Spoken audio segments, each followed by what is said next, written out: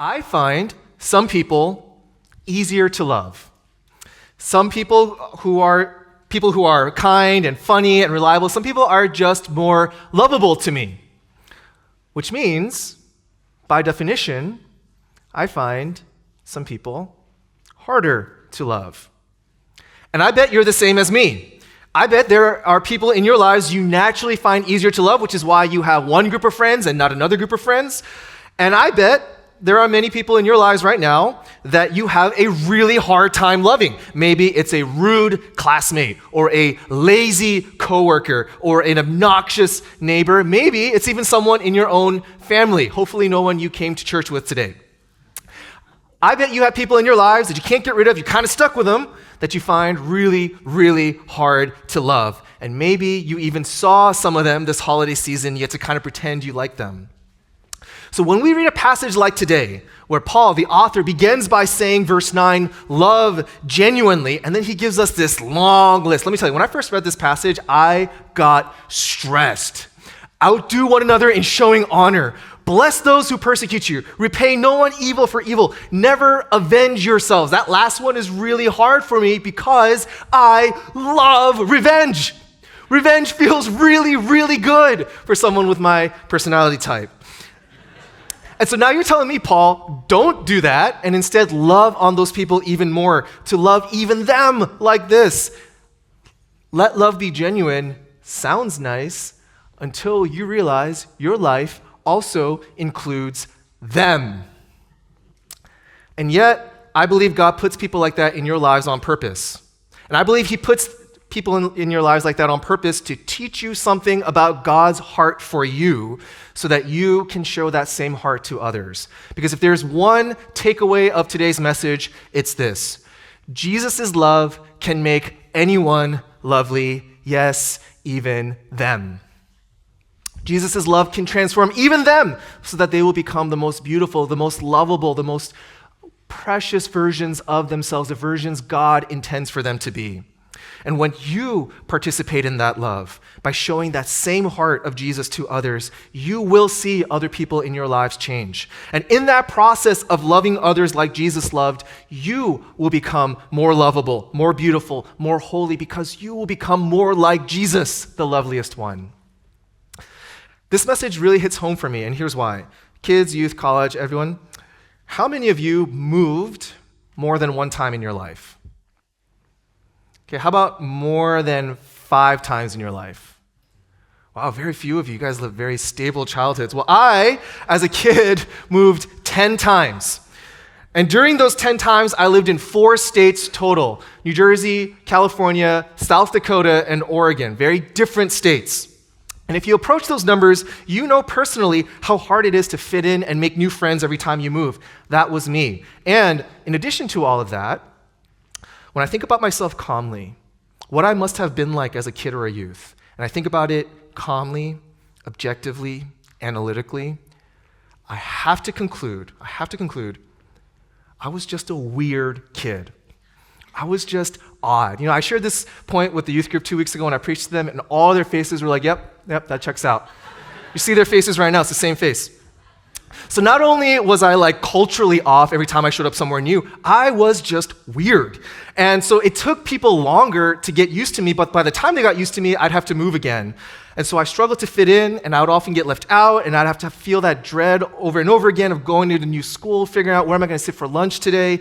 And none of this is sinful or wrong or makes anyone unlovable, but the way I responded to this became sinful. Paul tells us to abhor or stay away from evil and hold fast or cling to what is good. Verse 9, I did not cling to the good, I clung to my bitterness. And so over time, because of these social struggles, I became a very bitter and unkind person. And it was a way to protect myself. Now, I'll hurt you first before you hurt me. But you put all of that together, and I was a very difficult child. When you talk about people who are hard to love, a lot of people back then could have read that passage, thought of me, and concluded, this passage is too hard, it's not worth it. But friends, even though I regret the sinful parts, I am thankful for my childhood, because the way my childhood played out makes it so clear to me this passage is worth living by. Because the way my childhood played out makes it so clear to me what God's love can do even for someone like me. And I hope as you reflect on what Paul says here today, you also experience what God's love can do even for someone like you. Because as much as other people around us can get on our nerves, think of what we as sinners must be like to God. Paul earlier in Romans tells us that we were once Christ's enemies, and yet he still died for us. How many of you have ever had an enemy? This is not someone you don't like or don't get along with. This is someone who hates you and who actually wants you to die. I think very few of us actually have an enemy like that in our lives, but this is what sin does. It makes us God's enemies. It makes us hate God. It makes us hate God's law. And this might sound harsh, but consider, how much do you have to hate someone to kill his only son? And yet that's what our sin did. It nailed Jesus to the cross. We killed God's only begotten son. From God's point of view, how unlovable. And yet, while we were still his enemies, Jesus died for us so that we could become his friends. And he did this out of his love for you. It's a love that makes even the most unlovable, even the worst of sinners, lovely in his sight. So let's revisit that sentence earlier. Let's tweak it a little bit. Jesus' love can make anyone lovely. Yes, even them.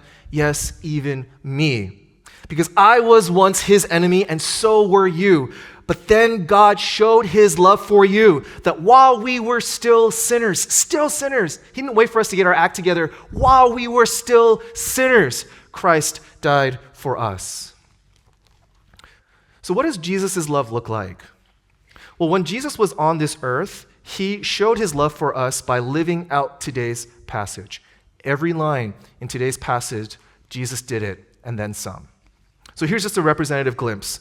Paul tells us to outdo one another in showing honor. Jesus Christ, Son of God, King of Kings, Lord of Lords, washed his disciples' feet, treated us the way a servant treats an honored guest, outdid us in showing honor.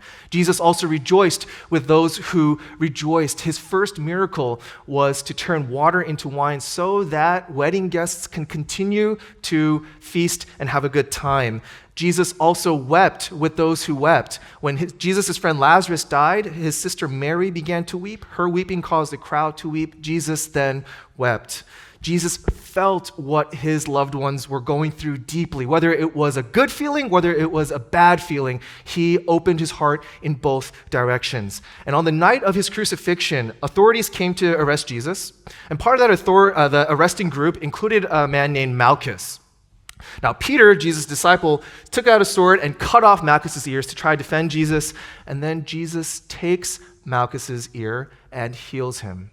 This was his final miracle before his resurrection. It was to heal someone actively persecuting him. You know, this is something that actually really sticks out to me, because if I were Jesus, if I were in that situation, this is not a fatal wound. It just hurts a lot. And given what that guy was about to do to me, I would just let that ear stay off. But that's not Jesus. He blessed those who persecuted even him. And in response to our evil, the evil that drove Jesus to the cross, he repaid that by dying a sinner's death in our place as our substitute. This is the death we deserved. For our sake, God made him who knew no sin to become sin for us, so that in him we might become the righteousness of God. While we were still sinners, while we were still his enemies, while we were so unlovable, we nailed Jesus to the cross. So this is what Jesus' love looks like. It is a humble, compassionate, merciful, self-giving love. And I want you to meet this Jesus for yourselves. I want you to start this next year having encountered his love. I want you to be loved like this, because it is so powerful to be loved so genuinely. After all, love makes lovely. If you're here today and you are not a Christian, or you're new to Christianity, you're not sure if you're a Christian, let me just first say I'm so glad you're here. I also think you know what I'm talking about. Love makes lovely. When someone is deeply loved, they themselves become lovelier. We know this at a very basic level. And so one really popular thing on the internet is before and after photos of dogs that get rescued from really bad situations. They come in ugly. They're beat up, malnourished, they're covered in pests. But over time, after receiving proper love and care and deep love from their owners, they get lovelier. And we know that love makes lovely not just in this basic surface level, but also behaviorally. A lot of these dogs come in and they're behaviorally off. They're violent, they're skittish because they've been traumatized.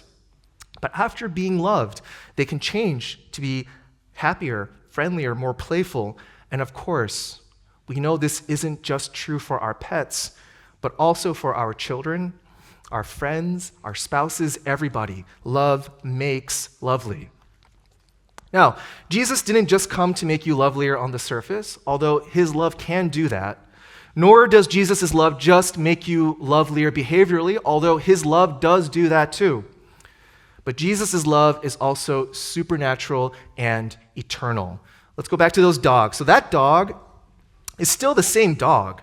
It doesn't become a cow. It doesn't become a different thing. What we find so satisfying about this picture, though, is that because this dog was loved, we can finally see what this dog was supposed to look like. We all come to Jesus with baggage, don't we? Some of us approach Jesus and we're beaten down and we're mistreated, we've been hurt. And in addition, all of us come to him as sinners. But Jesus' love washes away all of those things and will begin to reveal what you're really supposed to have looked like all along. And he'll start today and he'll work on this every single day until he returns and we are made perfect in him. I believe one of the first things we'll say when we see each other in heaven, one of the first things we will say to each other is this: "Oh, that's what you look like. That's what you look like when all your sin and suffering and shame and guilt are washed away by the blood of the Lamb. That's what you look like, and you look good." This is what awaits you. In the meantime, we got some work to do because Jesus typically shows his love to you through others in a community. One of Paul's colleagues, John, wrote this: "Beloved, if God so loved us," and he really did, didn't he? "If God so loved us, we also ought to love one another. No one has seen God. If we love one another, though, God abides in us and his love is perfected," that is made complete, made visible, made real in us. So this is what we, Joy Christian Fellowship Church, are called to do. Jesus loved us first. We should love each other in the same way, here in this community and also in every other community that you are a part of.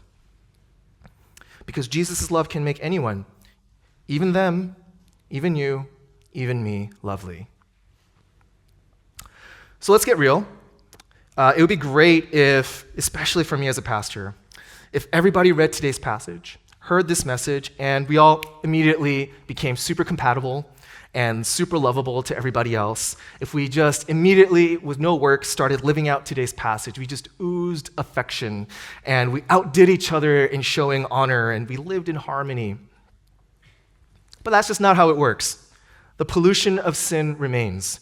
And so in any community you're a part of, your marriage, your school, your workplace, and yes, even here at church, you're going to have friction. You're probably experiencing friction in at least one community that you are a part of, if not all of them at the same time. Now, when this happens, it's so tempting, isn't it, to just leave or to just stop trying or to kind of give up. But you and I both know that ultimately this is not a healthy or long-term solution. You and I both know that if we're too quick to leave a community every time there's friction, every time we come across someone we don't get along with, who has different politics than us, or who has different lifestyle or different character flaws, you and I both know that if we keep doing this a little too quickly, we'll eventually have no community. Because there is no community of flawless, perfectly lovable people this side of heaven. And we also know the harm of not having any community. We are currently in a terrible loneliness epidemic. 1 in 3 adults, especially our youngest adults, and it is literally killing us. Now, let me be clear. I'm not saying that everyone who's lonely is in that situation because they left their communities too quickly. That's not what I'm saying. What I am saying, though, is if you and I give into the temptation and leave our communities too quickly, we will become that statistic. And if you have struggled with loneliness before, you know this is not a great place to be. Jesus offers us another way. It's often a harder way, but it's always a better way. Growing up, oftentimes I was the friction. But let me tell you a story from my middle school years. I was part of a very small youth group, and I was all those difficult things that we were talking about. But I had a pastor named Adam. And now this church was so small that Adam was actually a volunteer. He did this for no pay, and he was verse 11, zealous, fervent in spirit, serving the Lord. So here's an example. During a lock-in, after all the programming had ended, this is way past midnight now, Adam took me aside with another youth group student, my age. It turned out, given everything that I had been sharing earlier, my words had been really hurting her feelings over the years. Adam wanted to deal with this. This was a meeting aimed at living in harmony and in peace, verse 16, verse 17. And as I was about to head over, the older students in the youth group said to me, Isaac, you need to be a gentleman. You need to own up. So Adam had us talk it out. He had me apologize. The other student quickly forgave me. We ended up being friends for a very, very long time. I was restored and reconciled. Now, from Adam's point of view, do you really think this was Adam's first choice of how he wanted to spend a Friday night after he had just run an entire lock-in for $0? But Adam chose the harder way. And so did the other youth group students. They could have just left for another church, or they could have just isolated me until I left on my own. They all chose the harder way, to repay no one evil for evil, outdoing me in showing honor, and this lock-in was just one small episode of a long series of loving actions. This community understood how Jesus' love works. They had faith and hope that his love could change even me. Now, this might seem like such a small deal, but because I had moved so much, this was one of the first times I had ever experienced a Romans 12 community. And I believe this community saved my life because this youth group made it so much easier for me to understand and to grasp what God's love looks like. So that later when I heard the gospel, when I heard the message that Jesus loves me, it wasn't just words, it was memories and personal relationships. And because I've experienced this love for myself, experienced others showing Jesus to me, I've given my life to showing Jesus to as many people as possible because there are so many people, even in your lives, who have never been loved this way. And Jesus' love is for them too. Friends, my dream for our church is that we would never stop being a place that shows Jesus to everyone we come across. You guys have already shown so much Jesus to me. Let's not stop. Because this week, many of you will go back to all sorts of different communities, your workplace, your school, your neighborhoods, your small groups, this church, and there will be people who put today's passage to the test. Because I bet there's at least one person in your life that God has placed to stretch you to live out Romans 12. And whoever this person is, this person will stretch you. One pastor puts it this way, those who need love the most ask for it in the hardest ways. But I believe God put that person there because he wants you to love that person the way he first loved you in Jesus Christ, so that you can experience more of Jesus' love, so that you can see what his love can do. And so, friends, would you just pick one verse from today's passage? Just one verse. Outdo one another in showing honor, show hospitality, repay no one evil for evil. Whichever it is, pick one verse, and would you live out that verse to that someone who's been popping up in your head all throughout today's message? The one the Holy Spirit is placing in your heart. You know who that person is. It's that person you're going, no, not that one. The Holy Spirit may very well be telling you, yes, that one. I'm using you for that one.